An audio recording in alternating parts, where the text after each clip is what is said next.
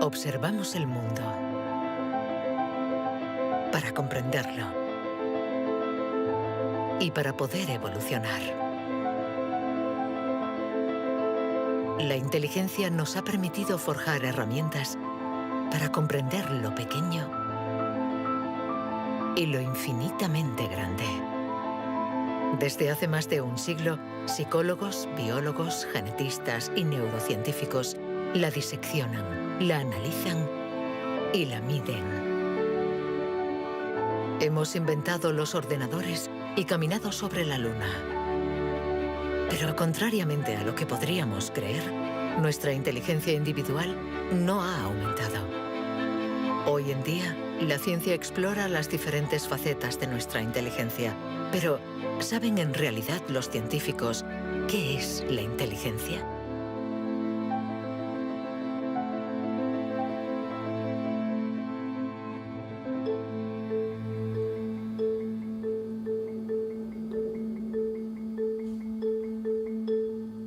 Inteligencia es relacionar.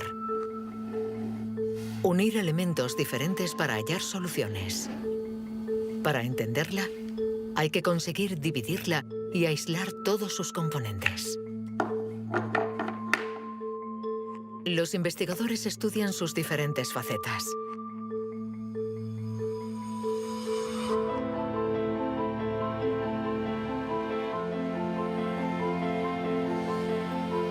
Para medir la inteligencia, una de las primeras propuestas ha sido medir la velocidad a la que reacciona el cerebro.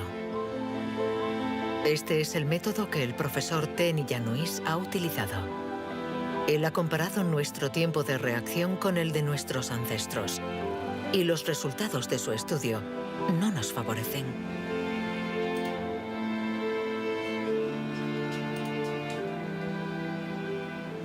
Para medir el tiempo de reacción, mostramos a una persona una luz sobre una pantalla y está pulsando un botón lo más rápido posible.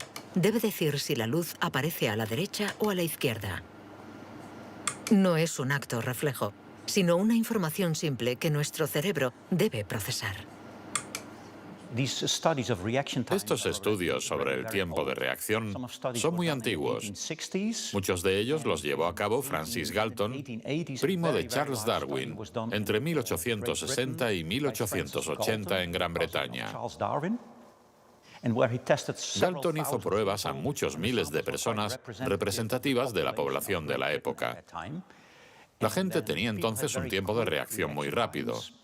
Nosotros hemos buscado estudios comparables que hubieran sido hechos durante los últimos 120 años y hemos encontrado unos 15.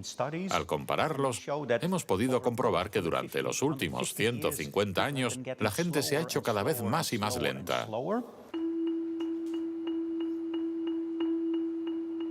Para el profesor Tenny Januis, inteligencia es velocidad. Y nuestro cerebro invierte como media 50 milisegundos más que el de nuestros bisabuelos a la hora de procesar una información simple. 50 milisegundos más puede sonar como un algo ridículamente breve. Pero si pensamos en las miles y miles de decisiones que debemos tomar cada día, y somos un poco más lentos en cada decisión, esto puede tener consecuencias muy, muy importantes.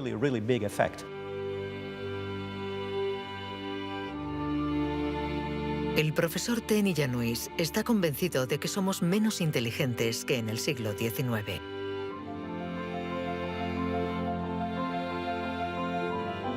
Y la prueba está en la increíble capacidad de invención de este periodo, marcado por una explosión de las innovaciones, de la creatividad, de las ideas. En el siglo XIX hubo muchas innovaciones fantásticas. Hay estudios que muestran que el número de inventos por habitante era 4 veces mayor que hoy en día. El profesor Tenny Januis piensa que nuestra inteligencia está en declive desde hace por lo menos 150 años. Pero en el siglo XIX, Sir Francis Galton ya pensaba que los ingleses eran bastante menos inteligentes que los griegos de la antigüedad, donde no faltaban las mentes brillantes.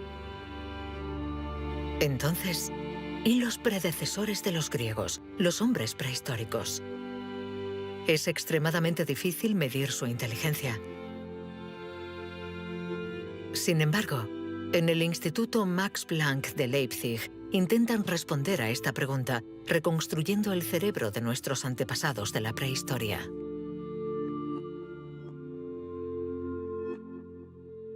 La paleoneurología es una ciencia muy frustrante, porque su objeto de estudio es casi inexistente.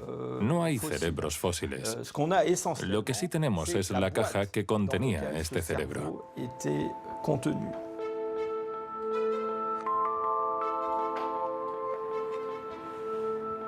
Al comparar nuestro cerebro con el del hombre prehistórico, los científicos han encontrado diferencias no solo en la forma, sino también en el tamaño. Algunos de estos individuos tenían un cerebro más grande que el nuestro. Sabiendo que todo lo que somos, todo lo que pensamos, nuestros recuerdos, la personalidad, las emociones, el lenguaje, todo depende de este órgano, entonces, ¿es que la inteligencia está relacionada con el tamaño? Sería absurdo pensar que no hay relación entre el tamaño del cerebro y la complejidad de los comportamientos, es decir, la inteligencia. Esto lo vemos en el reino animal. Los animales llamados más inteligentes, en particular los cetáceos y algunos tipos de delfines, por ejemplo, tienen cerebros muy grandes, con un gran número de neuronas. Por lo tanto, encontramos en ellos algo que también encontramos en los grandes primates y en el hombre.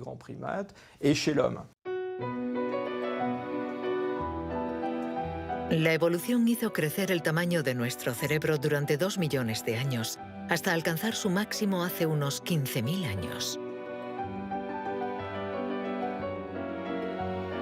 El hombre de Cro-Magnon, que pintó en la cueva de Lascaux hace unos 17.000 años, era un Homo sapiens como nosotros. Pero de todos los Homo sapiens, este era el que tenía el cerebro más grande. El tamaño de nuestro cerebro ha disminuido en comparación con el de este antepasado. Y según algunos investigadores, somos menos inteligentes que él. Pero esta teoría no es compartida por todos. Yo no creo que haya una inteligencia que se pueda medir con una regla y decir que nuestro reciente antepasado era igual o más o menos inteligente. El hombre de Cro-Magnon tenía la inteligencia que necesitaba para sobrevivir en su mundo, pero no para trabajar en un banco. Si viajásemos 25.000 años atrás en nuestra máquina del tiempo para traer al presente al hombre de Cro-Magnon, sin duda se adaptaría al mundo en el que va a tener que vivir. Historically, you guys have struggled to adapt. Yeah, right. Walking upright, discovering fire, inventing the wheel, laying the foundation for all mankind. You're right. Good point. Sorry we couldn't get that to you sooner. Connie, your reaction? We live in a society where the individual ego and the group dynamic are in constant struggle. Response? Yeah, I have a response. What? ¿Más inteligente? ¿Menos inteligente? Cuando intentamos medir la inteligencia, todo se complica. Y sin embargo, lo hacemos continuamente. En las universidades del mundo entero se enseña qué es la inteligencia. Y todos nosotros, sin ser especialistas, la medimos cada día. Todos medimos la inteligencia. Si es usted soltero y va a un bar y conoce a alguien, lo más importante después del físico es la inteligencia. Medimos la inteligencia de la gente siempre.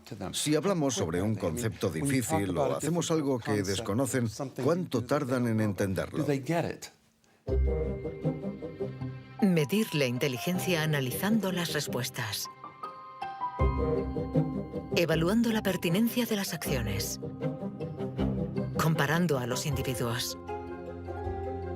Un método que dio lugar a la única herramienta de la que disponemos para medir la inteligencia. El cociente intelectual, inventado por Alfred Binet a principios del siglo XX. Alfred Binet criticó bastante a los alienistas, los psiquiatras de la época. que hacían diagnósticos para juzgar la discapacidad intelectual, separando en grandes categorías: los idiotas, que tenían el grado más alto de discapacidad, después los imbéciles y luego los tontos. En opinión de Binet, sus juicios eran discutibles, muy difusos y diferentes de un psiquiatra a otro. Él pensaba que eran necesarios unos criterios objetivos y una única herramienta de evaluación basada en criterios científicos. En 1905, el Ministerio de Educación francés pidió a Binet que encontrara la manera de detectar a los niños con dificultades escolares. Él no tenía ninguna teoría sobre la inteligencia, pero observando a sus hijas, pensó que podría hacer una evaluación a partir del razonamiento, la capacidad de comprensión y la memoria. Lo que finalmente intentó hacer fue encontrar para cada grupo de edad los problemas característicos de ese grupo. Por ejemplo, les enseñaba una foto y les preguntaba qué representaba. Señaló que los niños de 3 años enumeraban lo que había en la imagen. Hay un señor, una señora, un banco, un árbol. Los de 7 u 8 años describían la imagen. Hay un señor y una señora sentados en un banco. Y por último, los de 12 años interpretaban la imagen. ¿Están tristes? ¿O bien el señor está enfermo? Y cosas así. Así, Binet desarrolló junto a Théodore Simon el primer test de inteligencia. Había nacido el clásico test de la edad mental. Es la relación entre la edad mental dada por el resultado del test y la edad real de la persona. La cifra se multiplica por 100 para obtener el cociente intelectual. Si un niño de 10 años resuelve las pruebas de uno de 12, será un niño adelantado y tendrá un cociente de 120. La idea era relacionar el rendimiento de un individuo con el de otros individuos comparables, es decir, los que están exactamente en la misma categoría de edad, la misma cultura, etc. Y, obviamente, partiendo de una serie de puntuaciones en la prueba para una edad determinada. El cociente intelectual es la posición de un individuo comparado con el rendimiento de otros que son como él o ella, es decir, de la misma edad. Le damos al cociente intelectual un poder exagerado, porque pretende medir una cualidad tan particular como la inteligencia. Es difícil resistirse a la tentación de medirse, de compararse. Lo que sí es un poco ridículo es lo que nos encontramos actualmente en Internet, como las páginas web que calculan nuestro cociente intelectual. La gente hace el test, se encuentra con una cifra y la interpreta. Y si, por ejemplo, esta cifra no es buena, pensamos que no somos inteligentes. Es absolutamente catastrófico. El 2. Es ridículo pensar que una cifra defina a una persona. El 4. El 3. Solo un psicólogo hará un test fiable del cociente intelectual. El 2. Ya que debemos saber cómo interpretarlo en relación con el pasado del individuo, su presente El 2 y el 3. y su personalidad. Este cociente mide la inteligencia. Compara a las personas. Pero ¿nos permite saber si nuestra inteligencia ha evolucionado desde que Binet lo inventó hace más de un siglo? ¿Obtenemos mejores resultados en el test hoy? En Nueva Zelanda es donde por primera vez han respondido a esta pregunta. Allí, James Flynn ha hecho un descubrimiento sorprendente que los científicos de todo el mundo han bautizado como el efecto Flynn. El efecto Flynn supone el descubrimiento de que todas las naciones que entraron en la era industrial han obtenido mejoras considerables en los tests de cociente intelectual. He revisado toda la variedad de estas pruebas en 40 países, como en Francia, Holanda o Noruega, donde los jóvenes habían sido llamados al servicio militar. Se les ha dado cada año exactamente el mismo test, y las mejoras son muy evidentes. Hace 1 o 2 generaciones, la gente obtenía una media de 30 respuestas sobre 60. Hoy obtienen 45. Después de evaluar decenas y decenas de estudios, James Flynn ha mostrado que desde hace más de 60 años obtenemos mejores resultados en estos test. ¿Quiere esto decir que ahora somos más inteligentes que nuestros abuelos? Un cambio en el cociente intelectual no significa necesariamente un cambio en la inteligencia. Pongamos un ejemplo. Una persona hace hoy el test por primera vez. Si hace el mismo test al día siguiente, existe un efecto de aprendizaje. Su puntuación va a ser más alta, pero no quiere decir que se haya hecho más inteligente. Solo significa que se ha familiarizado con el test. El aumento del cociente intelectual se debe en gran medida al entorno, mejor alimentación y mejor educación. Nuestro cociente aumentaría de 2 a 3 puntos por cada año de escuela, y los años de escolarización han pasado de una media de 6 a principios del siglo XX a los 11 años de hoy en los países industrializados. Todos estos cambios añadidos han incrementado los resultados. Cuando realizamos un test hoy, estamos preparados en la medida en que la escolarización y otra serie de factores nos han dado la capacidad de aplicar nuestra lógica de forma abstracta. Es decir, que podemos ver una serie de números y acertar el siguiente.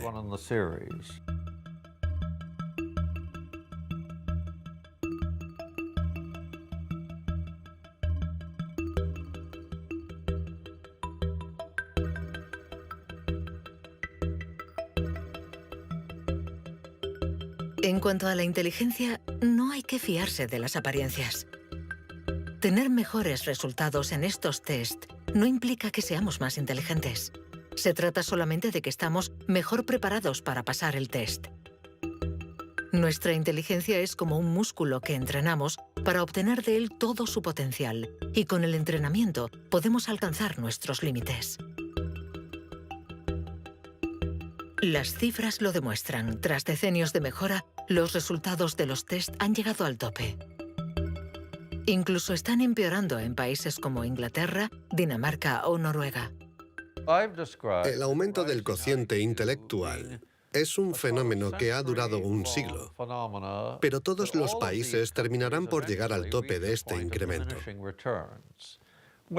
Sospecho que la educación formal ha abusado de la capacidad de manipular los conceptos abstractos y, a menos que se produzca una revolución de la pedagogía, los beneficios que ha producido la escuela van a tocar techo, ya que hoy en día casi todo el mundo está escolarizado.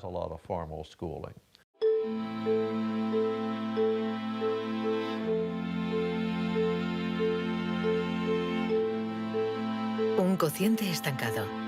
Cerebros cada vez más lentos y más pequeños. ¿Dónde está nuestra inteligencia? Las primeras herramientas para medir la inteligencia se inventaron hace más de un siglo. Y todavía estamos influenciados por las teorías de Sir Francis Galton y Alfred Binet. Pero hoy podemos llegar más lejos. En lugar de medir lo que la inteligencia produce, pongamos nuestra atención en el órgano que produce la inteligencia.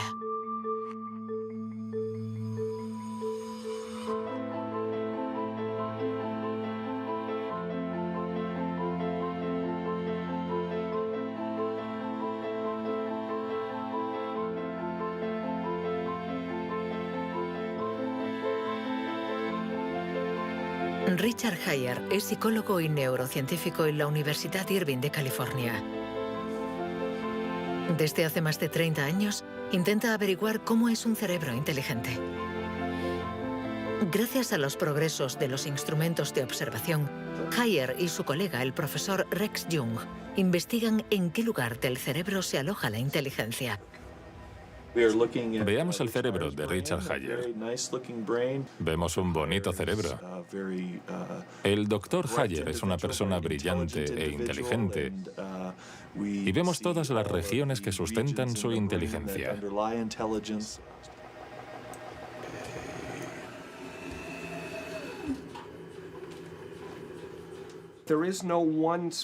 No existe ninguna zona en el cerebro a la que podamos llamar centro de inteligencia. Se pensaba que había un centro de inteligencia en la parte frontal, pero las investigaciones han demostrado que cuando resolvemos problemas de inteligencia en el interior de un escáner, la comunicación bidireccional entre la parte frontal y la parte posterior es muy importante mientras efectuamos la operación. El profesor Hayer es uno de los pioneros en la utilización de modernas técnicas de neuroimagen. Su primer estudio data de 1988. Hasta entonces, nadie había utilizado estas herramientas para investigar la inteligencia. Hemos encontrado áreas del cerebro que se activan cuando hacemos un test de inteligencia. Pero lo más sorprendente ha sido que cuanto más activas estaban estas áreas, menos buenos eran los resultados de dichas pruebas. Esto es lo contrario de lo que esperábamos. En el mundo de la ciencia, encontrar un resultado opuesto a lo esperado es realmente interesante.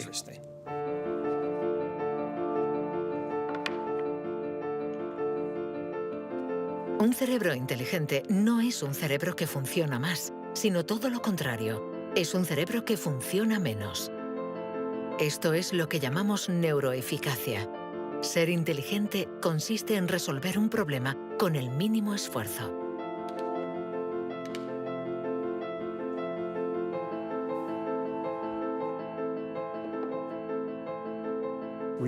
Si recordamos la primera vez que condujimos un coche, el primer día, en un gran aparcamiento vacío, con alguien sentado a nuestro lado, girando el volante y pensando, ahora tengo que frenar.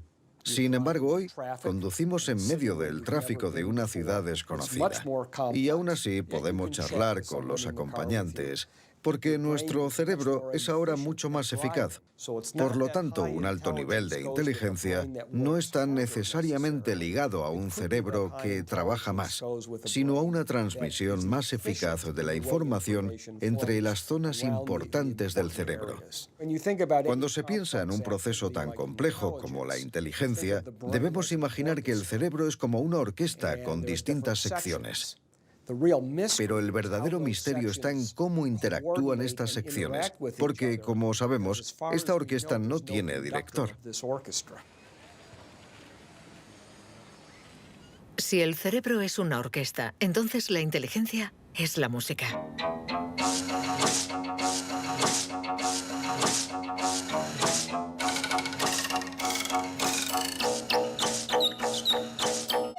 Cuando empezamos a interpretar la partitura, nunca sabemos cómo van a tocar juntos los músicos.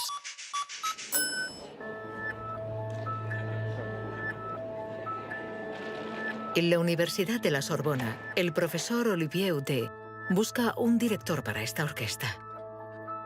Para encontrarlo, mide la actividad eléctrica del cerebro mientras los niños resuelven problemas.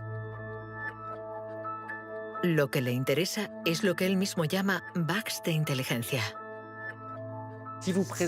Mostramos a un niño una imagen con 1, 2, 3, 4, 5 babars separados y 5 babars juntos.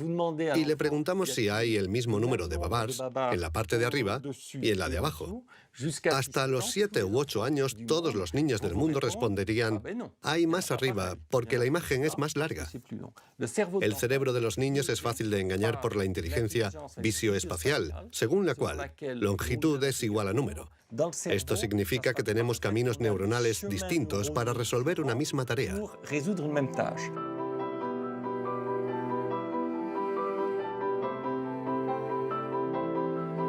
Contar o medir. Hay muchas soluciones para un mismo problema, y nuestro cerebro está continuamente luchando para inhibir las estrategias negativas. Lo que queremos mostrar, y esta es la originalidad de nuestro laboratorio, es que la inhibición es sin duda el proceso clave y positivo de la inteligencia, porque nos permite resistirnos a nosotros mismos. Resistirnos a nosotros mismos es aprender a controlar las interferencias que perturban a nuestra inteligencia. El test de Stroop es uno de los métodos de observación de estas interferencias. Consiste en decir el color de una palabra sin leerla. Azul, amarillo, rojo, amarillo, verde. ¿Rojo, verde? ¿Verde? ¿Rojo? Verde, amarillo. Amarillo, rojo. amarillo, amarillo, rojo. ¿Amarillo? ¿Rojo? Amarillo, amarillo. Rojo, verde. ¿Rojo? ¿Amarillo? ¿Azul? ¿Verde?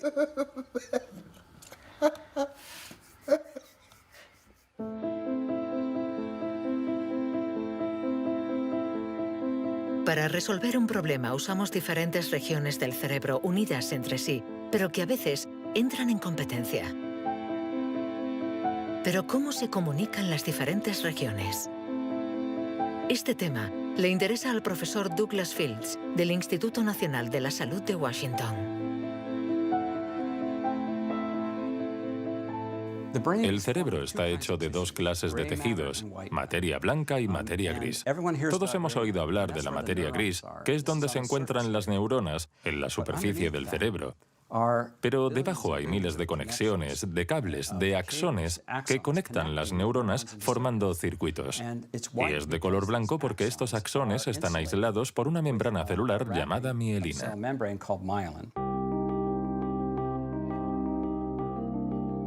La mielina envuelve los axones y permite que la información circule de forma rápida y eficaz en el cerebro.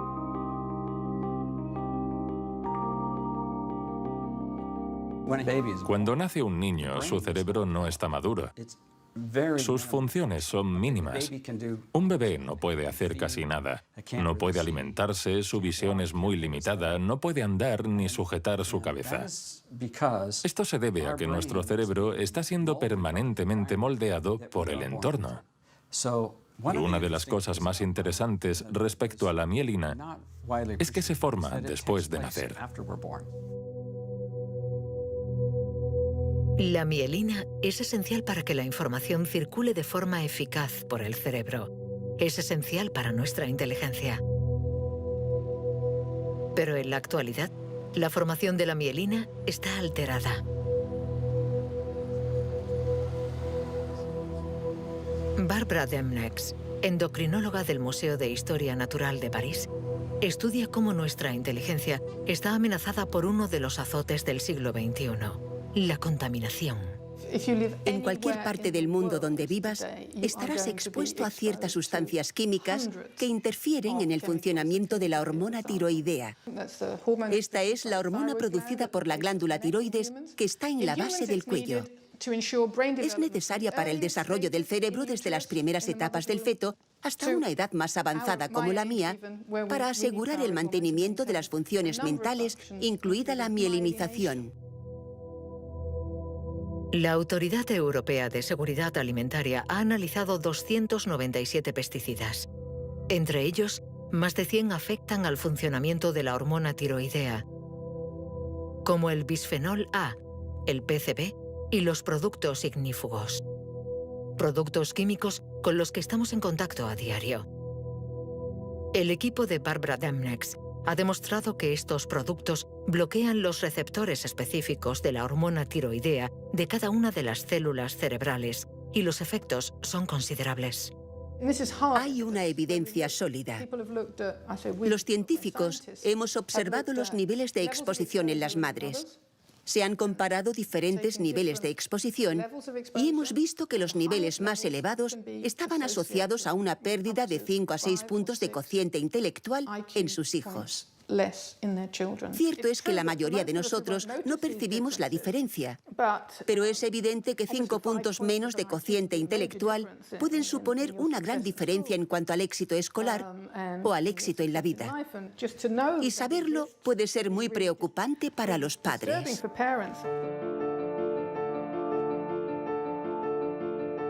Nuestra inteligencia nos ha permitido crear un mundo complejo, pero a costa de degradar el medio ambiente. Y podríamos estar pagando el precio si esta degradación afecta a nuestro cerebro, actuando, por ejemplo, sobre la mielina. Pero si este fenómeno se confirma, ¿qué haremos? Durante más de un siglo, hemos pensado que los procesos mentales se debían solo a la actividad eléctrica de las neuronas.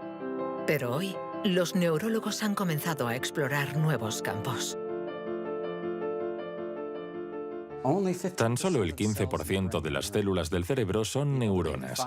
El resto, el 85%, no se comunican mediante impulsos eléctricos.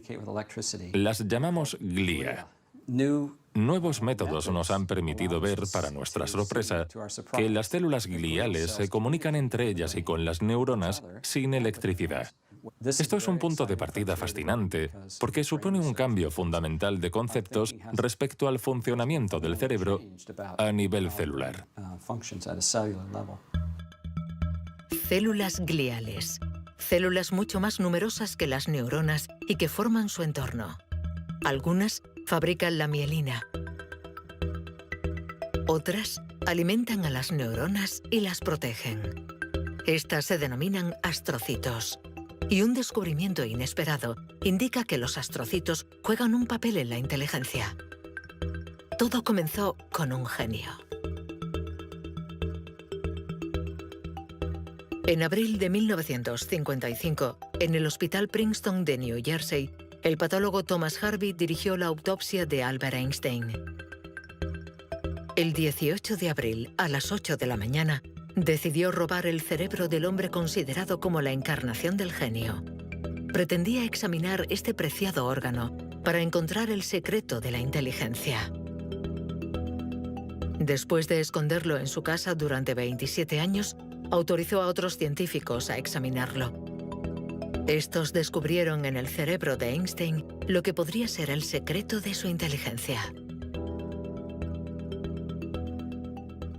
El cerebro de Albert Einstein fue examinado para ver qué era lo que lo hacía más inteligente, y no pudieron encontrar ninguna diferencia en el número de neuronas ni en el tamaño. No había nada, excepto que su cerebro tenía más astrocitos. Esto llamó la atención de mucha gente sobre el papel de los astrocitos en la inteligencia. Los astrocitos. Células gliales identificadas hace más de un siglo. Aunque en los últimos años, los científicos han comprendido que su función no era mucho más compleja de lo que imaginaban. Los astrocitos sirven para muchas cosas. Controlan la sinapsis, controlan el flujo sanguíneo en el cerebro, alimentan a las neuronas, reaccionan a las heridas. Todas estas cosas estaban consideradas como tareas menores que los astrocitos hacían en el cerebro, y no habían sido tomadas muy en serio hasta que se dieron cuenta de lo determinantes que son los astrocitos para las neuronas. Un astrocito humano controla cientos de neuronas, muchas más que, por ejemplo, un astrocito de ratón. Basándose en esta observación, un equipo de la Universidad de Rochester ha realizado un experimento fascinante. Para entender mejor la inteligencia humana, han decidido cruzar la barrera de la especie y han trasplantado astrocitos humanos en el cerebro de un ratón.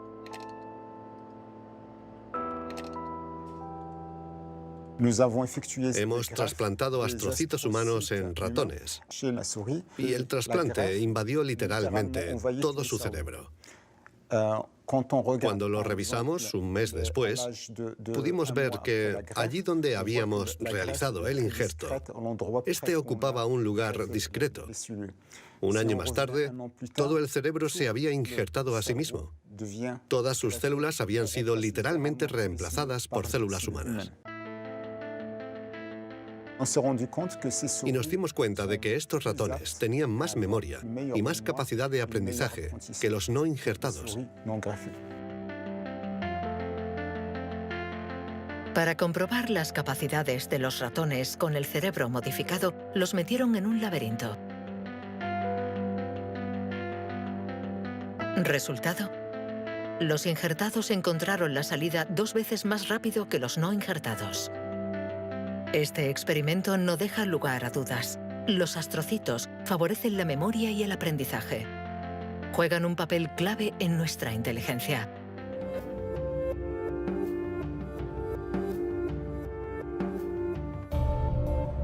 La inteligencia se refleja en el funcionamiento del cerebro. Pero ¿cómo se explica la diferencia entre las inteligencias de nuestros colegas, amigos o padres? ¿Es que tienen más materia blanca, menos astrocitos o sus neuronas son más rápidas? El origen de nuestras capacidades se encuentra en parte en nuestros genes. Robert Plomin estudia la genética del comportamiento. En sus investigaciones ha visto crecer a miles de niños y gracias a ello espera poder encontrar los genes que influyen en la inteligencia. A menudo la gente desea saber en qué medida la inteligencia viene determinada por los genes. En primer lugar, hay que insistir en que la palabra determinar no es adecuada. Debemos decir influenciar, ya que, como sucede con el tamaño, está estrechamente relacionado con los genes, pero no determinado por ellos. Si somos altos, es probable que nuestros hijos sean más altos que la media, pero si están mal alimentados o enfermos, serán más bajos. Esto no es determinar, es influenciar. En otras palabras, los genes nos dan el potencial y el entorno decide el resultado final. Para entender las relaciones complejas entre genes e inteligencia, Robert Plomin ha realizado miles de test en gemelos. Los gemelos idénticos tienen la particularidad de ser clones, tienen exactamente los mismos genes. Son completamente idénticos. Mismo pelo, mismos ojos, pero ¿tienen los mismos resultados en los test de inteligencia? La respuesta es sí. Sus resultados se parecen mucho más que los de otros hermanos. Esta es la prueba de que, sin ser completamente determinantes, los genes sí juegan un papel crucial.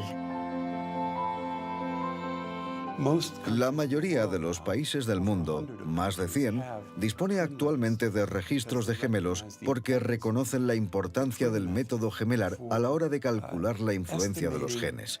La siguiente etapa de nuestras investigaciones consiste en encontrar los genes responsables de la inteligencia.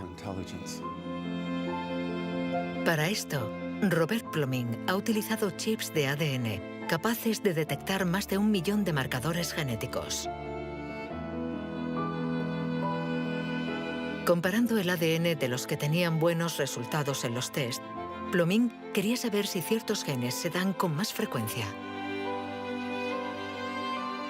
Pero la identificación precisa de estos genes es mucho más complicada de lo que esperaba.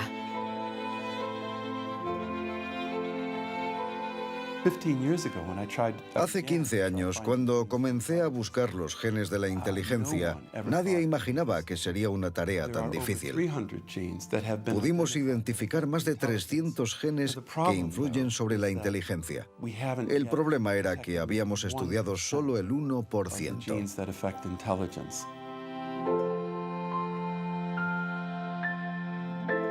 La inteligencia está influenciada por la interacción de muchos miles de genes que conforman una red increíblemente compleja. Además, producen efectos distintos en función de la región del cerebro donde actúen. Antes pensábamos que el cerebro funcionaba por áreas. Esta área controla el lenguaje, esta hace otra cosa. El cuerpo calloso comunica los hemisferios. Hoy nos hemos dado cuenta de que esto era ficción y que el cerebro actúa de forma más global. Desde un punto de vista genético, se ve más claro todavía, ya que la mayoría de los genes que actúan sobre el cerebro actúan sobre muchas regiones del cerebro. Paso a paso vamos entendiendo nuestra inteligencia. Los científicos afinan las herramientas para medirla, pero la cuestión es cómo las vamos a utilizar.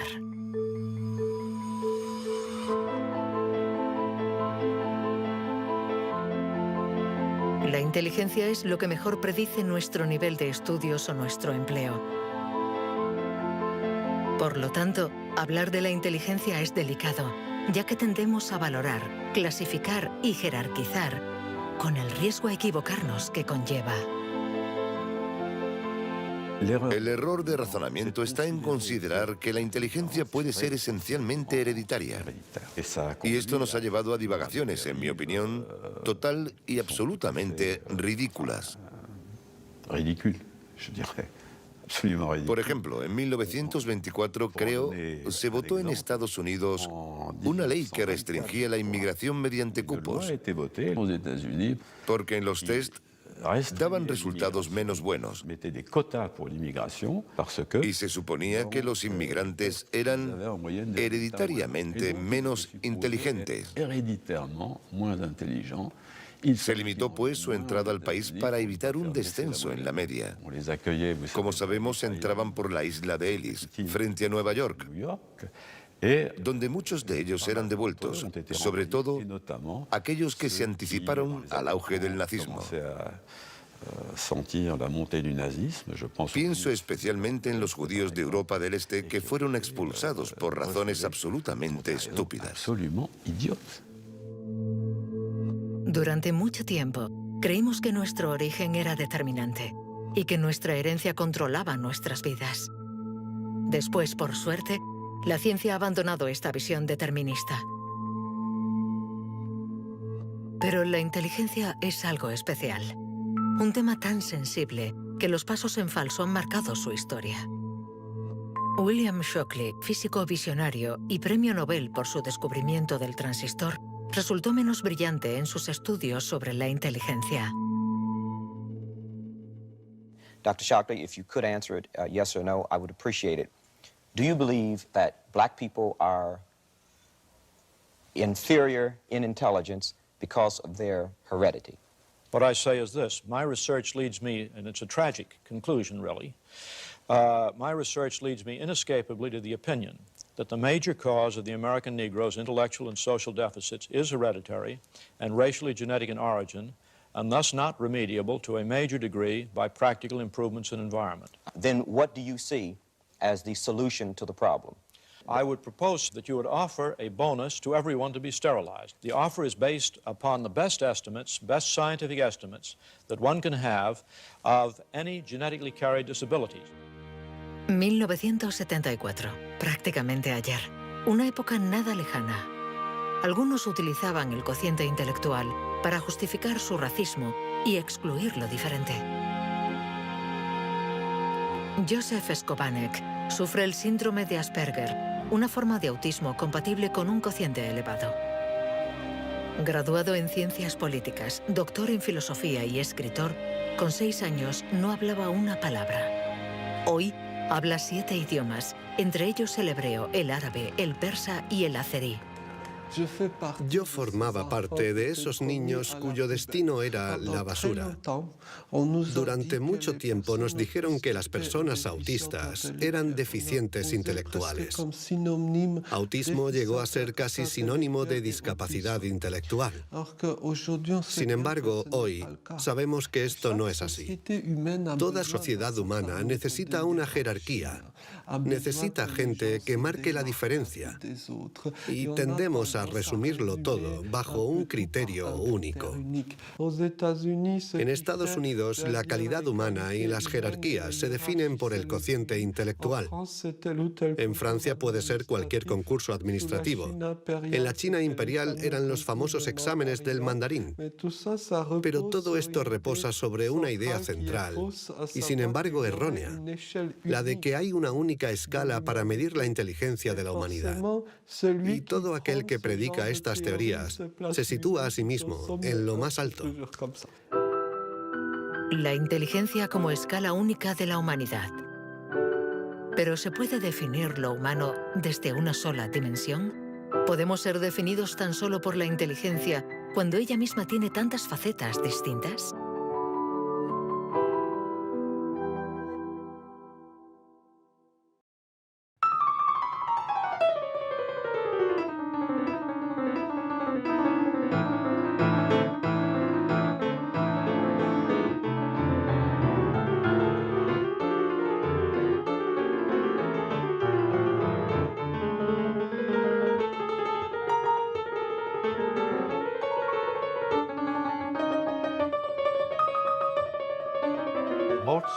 Nos han dicho siempre que Mozart podía tener en la mente una sinfonía entera. Cuando escuchamos una sinfonía, debemos seguirla a medida que se desarrolla en el tiempo. Sin embargo, él la veía en su totalidad. Viene a ser la clase de complejidad mental de un matemático cuando tiene en mente 7 u 8 fórmulas y conoce todas las conexiones posibles entre ellas. Pero siempre podemos argumentar. ¿La inteligencia musical es inteligencia? No importa. Lo que importa es que existe y que aquellos que la poseen no tienen necesariamente un cociente intelectual elevado.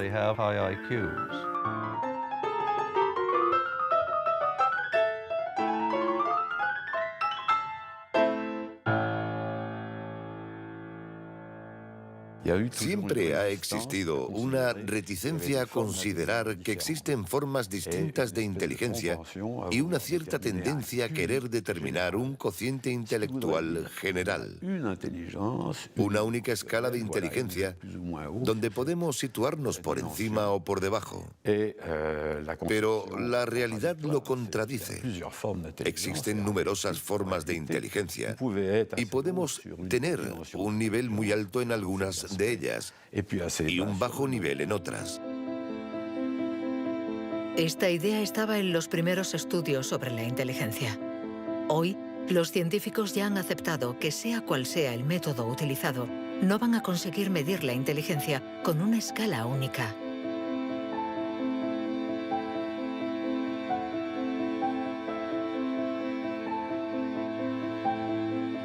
En la Universidad de Nuevo México, el profesor Rex Jung está convencido de que para resolver cualquier tipo de problema usamos distintos tipos de razonamiento.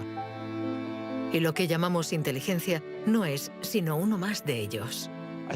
Creo que la creatividad es otro modelo de funcionamiento del cerebro y lo que intento averiguar es si es diferente a la inteligencia o similar. ¿Estamos hablando de lo mismo o de algo distinto? Y he llegado a la conclusión de que la creatividad es un proceso de razonamiento básicamente diferente.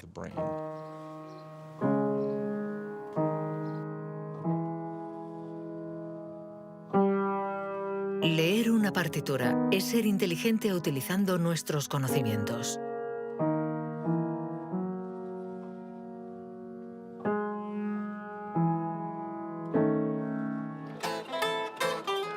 Improvisar es ser inteligente inventando y siendo creativo.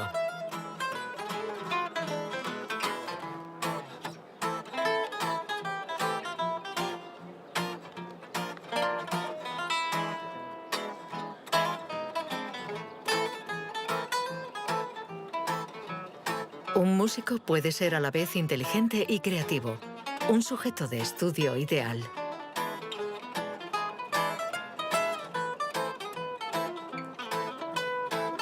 El profesor Jung ha estudiado numerosos cerebros para saber cómo pueden coexistir inteligencia y creatividad. Trabajo sobre la hipótesis de que son complementarias y que hay dos redes diferentes en el cerebro que cooperan para permitirnos razonar. Una es un tipo de razonamiento inteligente y la otra un tipo de razonamiento creativo. Y las dos son extremadamente importantes. Estamos muy cerca de comprender cómo funcionan. Nuestra teoría es que la red de la inteligencia se sitúa sobre todo en la superficie del cerebro. Con la creatividad las cosas son diferentes, porque depende principalmente de la llamada red de modo por defecto, situada en el interior del cerebro. Estas dos redes intercambian permanentemente información para que podamos resolver los problemas que nos plantea el mundo en que vivimos.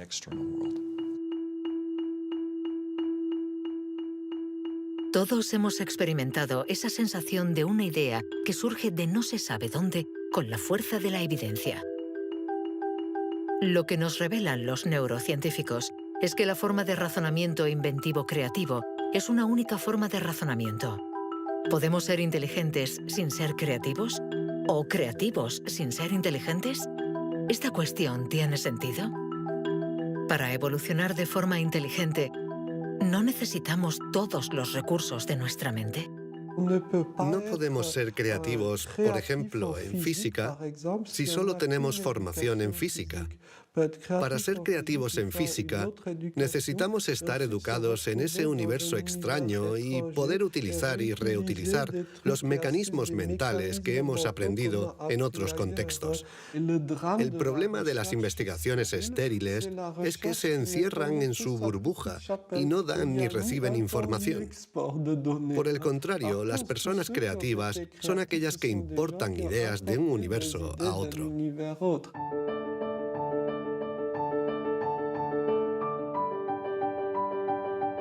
Los hilos se tejen.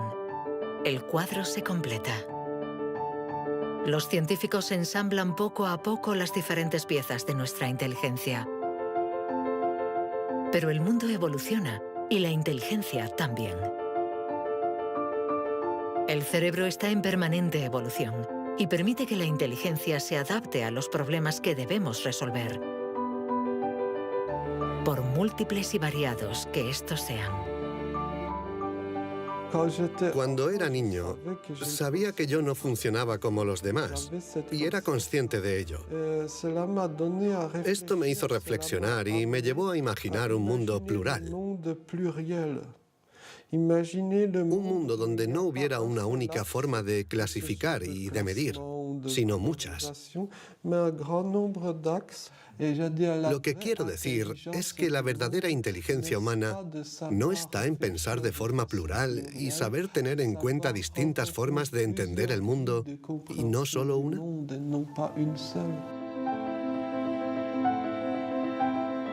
El papel de la ciencia no debe ser el de decir si somos más o menos inteligentes que nuestros vecinos o que nuestros antepasados, sino el de ayudarnos a entender cómo funciona nuestro cerebro. Así, sabremos cuidar nuestra inteligencia y también mejorarla para tejer hilos de unión entre nosotros y la diversidad que nos rodea.